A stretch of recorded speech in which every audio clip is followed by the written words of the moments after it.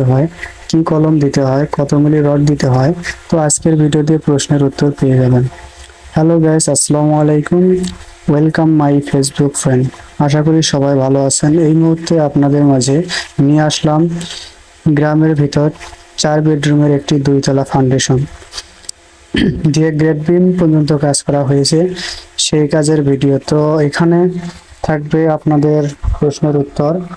এখানে অনেক মানুষের প্রশ্ন রয়েছে, 9 থেকে 10টি প্রশ্ন আমি নোট করেছি। তো একে একে উত্তর দেব।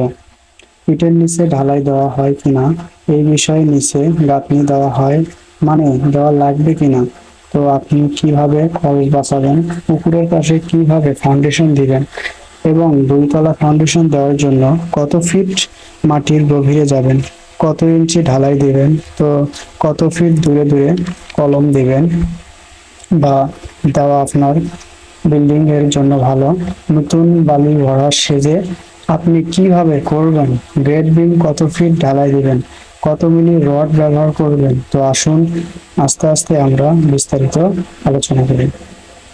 তো এখান তো এখান থেকে আজকের ভিডিও পুরোটি দেখবেন, সম্পূর্ণটি দেখবেন ইনশাল্লাহ। আমি সেলিম বলতেছি। এখান থেকে এমন কিছু জানতে পারবেন, তো আপনারা ভবিষ্যতে যদি বাড়ি করার পরিকল্পনা থাকে তাহলে খুবই উপকারে আসবে। তো আপনাদের মূল্যবান সময়টুকু যেন সঠিকভাবে ব্যবহার করেন, এই জন্য রিকোয়েস্ট করবো আপনি ভিডিওটি সম্পূর্ণ না টেনে দেখুন। অনেক কিছু জানতে পারবেন, তবে যদি আপনি টেনে টেনে দেখেন অনেক কিছু মিস করবেন। এই জন্য আপনি কিভাবে কম খরচে সুন্দরভাবে আপনাদের বাড়ির কাজটি সম্পূর্ণ করবেন সেই বিষয়টি দিব।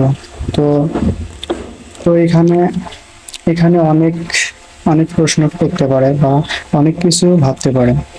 তো এটি আসলে তার বিষয়কে কিভাবে নিবে, তো আমি আমার জ্ঞান থেকে বলতেছি আপনাদের টাকা কিভাবে সেভ করে সুন্দরভাবে বাড়ির কাজটা করতে পারেন।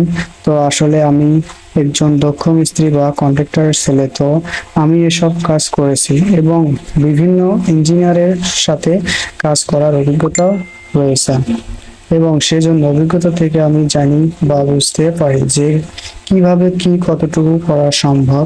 তো এটা একমাত্র তারাই বুঝবে যারা এই ধরনের কাজ কাজ করার সাথে জড়িত আছেন। তার তার জন্য তার জন্য রিকোয়েস্ট করব সম্পূর্ণ ভিডিওটি দেখার জন্য। তো আপনারা ভিডিওটি দেখেন, ইনশাল্লাহ ভালো কিছু জানতে পারবেন। তো সর্বপ্রথম